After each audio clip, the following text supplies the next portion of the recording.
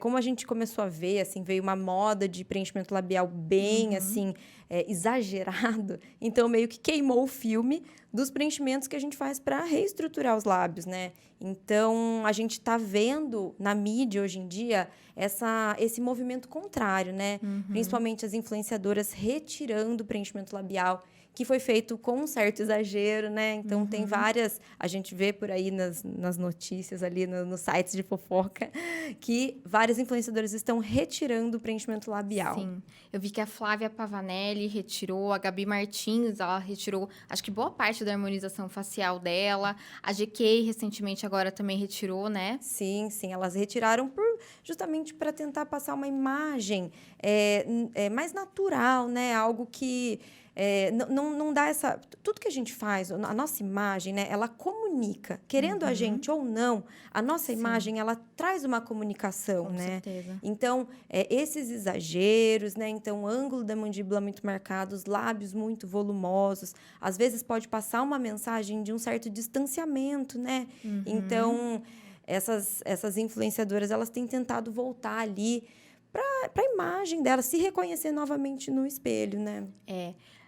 Dizem que de 70 a 90% da nossa comunicação é não verbal, né? Então a gente tem que cuidar muito da nossa imagem, do que a gente passa para as pessoas com a nossa imagem.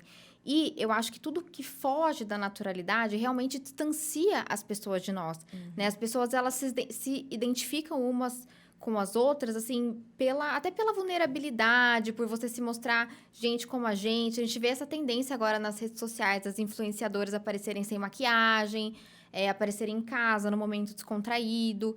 Então, acho que isso é muito mais para criar vínculo mesmo, para criar conexão com o público. A gente viu até no final de dezembro, a GK foi envolvida em algumas polêmicas, enfim, lá com o Fábio Porchat, enfim, nem lembro direito o que foi.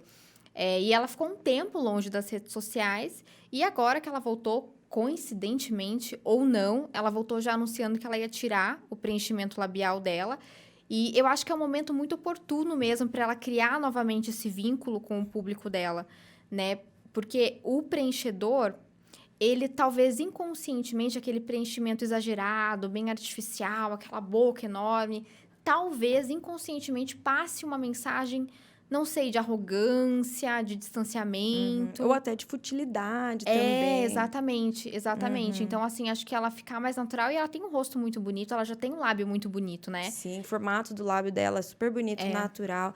Ela Uhum. tem no lábio dela uma característica que às vezes a gente vê no consultório que é incômodo de algumas pacientes, que é o seguinte, quando ela sorri, o lábio superior dela fica bastante fininho.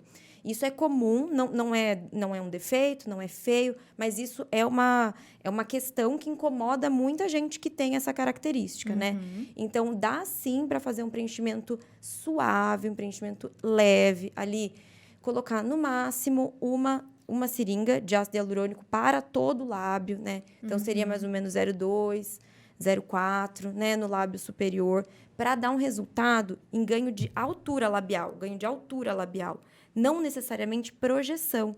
Porque quando a gente começa a colocar um pouco mais de volume, mesmo nessa técnica, porque existem técnicas de preenchimento que a gente consegue ganhar altura e não projeção. Mas a depender do volume que é colocado, mesmo se a gente faz uma técnica para ganho de altura, a gente começa a projetar um pouco mais.